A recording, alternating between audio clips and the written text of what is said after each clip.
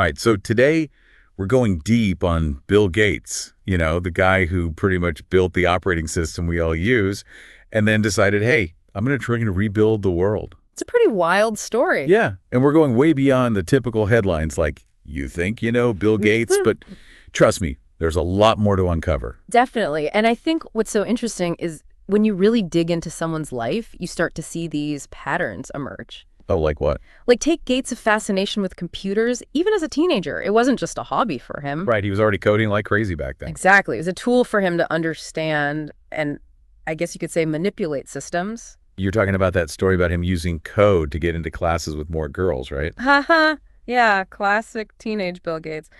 But it makes you think. Was it just a prank or was it a sign of things to come? I mean, the guy was already bending technology to his will at like 15. It's like foreshadowing. Totally. And speaking of early ventures, we can't forget about Traf-O-Data. Oh, yeah. The traffic counting business he started with Paul Allen. Which completely flopped, by the way. But it wasn't a total waste, right? Not at all. The code they developed for Traf-O-Data actually became the foundation for Microsoft BASIC. Which is huge because BASIC was the programming language that kind of launched their empire. It's like that classic saying, you got to fail to succeed. Right, and I think that's a really important point for anyone listening. Like, sometimes those failures are actually the most crucial stepping stones. Totally. But it is interesting, though, because later on, Gates was so fiercely competitive, almost ruthless in his pursuit of market dominance. Yeah, the whole genius versus robber baron debate. Exactly. So do you think that experience with Traf-O-Data made him more risk-averse? Or more willing to seize any advantage? It's a good question. I think it probably did both. How so? Well, maybe failing with Traf-O-Data taught him to really identify and jump on opportunities, even if they come from, unexpected places. That actually leads perfectly into the whole IBM deal. Oh, yeah, that was a game changer. IBM needed an operating system for their new PCs, right? Right, and get this, Microsoft didn't actually have one ready to go. Wait, so they made this huge deal without even having the product? Haha, that's Bill Gates for you.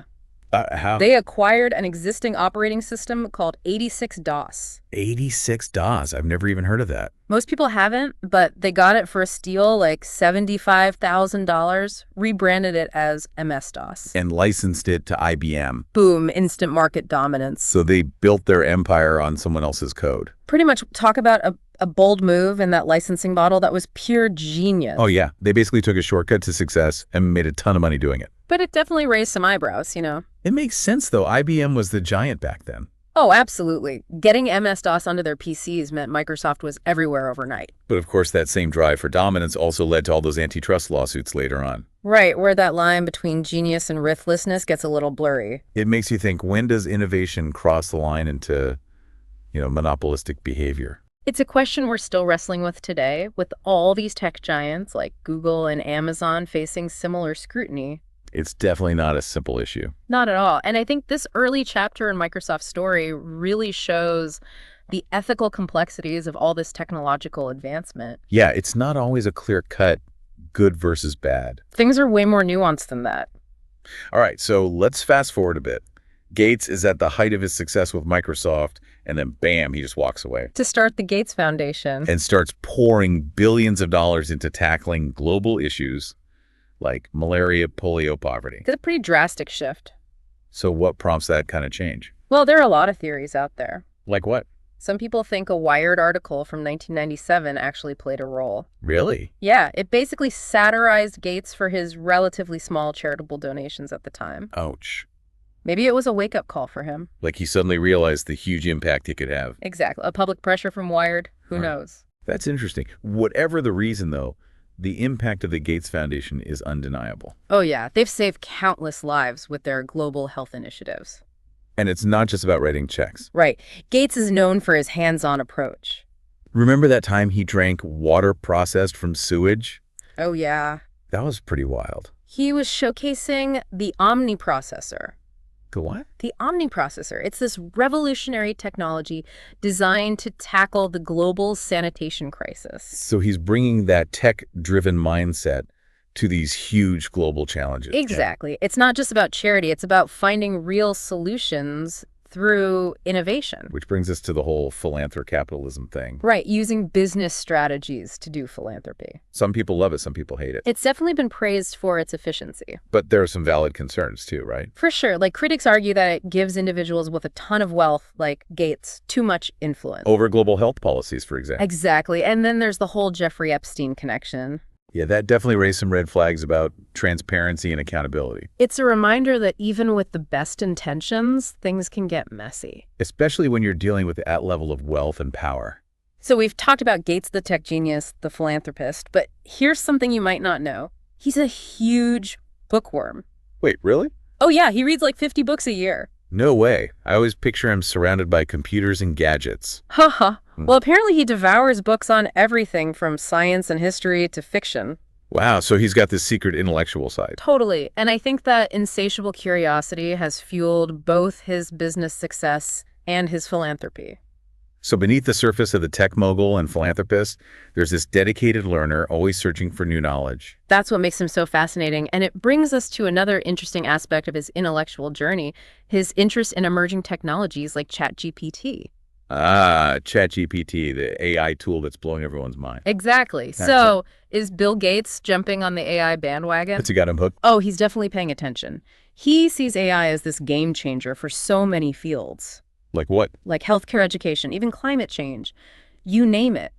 It's interesting, though, how his focus has shifted from, building software to tackling these huge global issues. It makes sense in a way, though, right? Yeah, it's like a natural progression from building systems to trying to improve, the systems that govern our world. Exactly. And I think his interest in AI fits perfectly into that. He's always been about finding the most effective tools to solve the biggest problems. Well, let's be real. AI is a pretty controversial topic, too. Oh, absolutely. There are a lot of concerns out there about job displacement, algorithmic bias, and even, the potential for AI to become uncontrollable. Right. The whole Terminator scenario. So does Gates address these concerns? He does. He definitely acknowledges the risks, but he's still optimistic. He thinks the benefits outweigh the risks. If we do it right. Exactly. He stresses the need for ethical guidelines, regulations, all that stuff to make sure AI is used for good. It's that impatient optimism. Yeah. Yeah, but with a healthy dose of realism. It's a tricky balance. For sure. This actually reminds me of something we talked about earlier.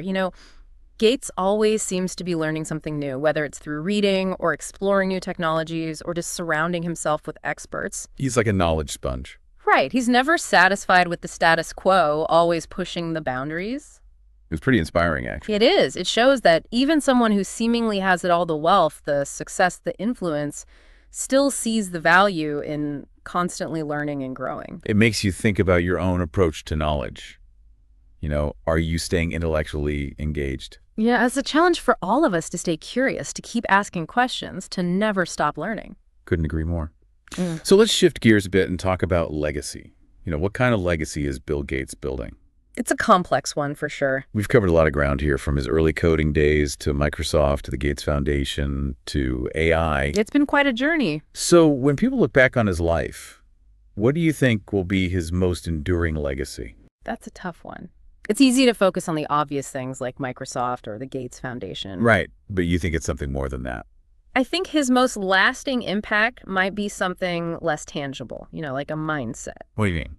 I think it's his combination of intellectual curiosity, relentless ambition, and that unwavering belief in the power of technology to solve problems. He's kind of a walking embodiment of that. Exactly. He's shown the world that it's possible to dream big, to take risks, to use your talents and resources to make a real difference.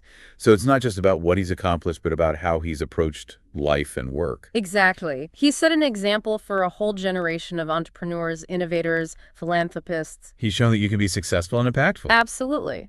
But it's a legacy that's still being written, Right. It'll be interesting to see how his focus on AI and other emerging technologies shapes things going forward. And how future generations deal with all the complex questions and challenges that come with those technologies. So we've explored the highs and lows, the triumphs and controversies, the brilliance and the blind spots. Bill Gates is a complicated guy. That's for sure. But what does it all mean for our listeners? What are the key takeaways from all of this?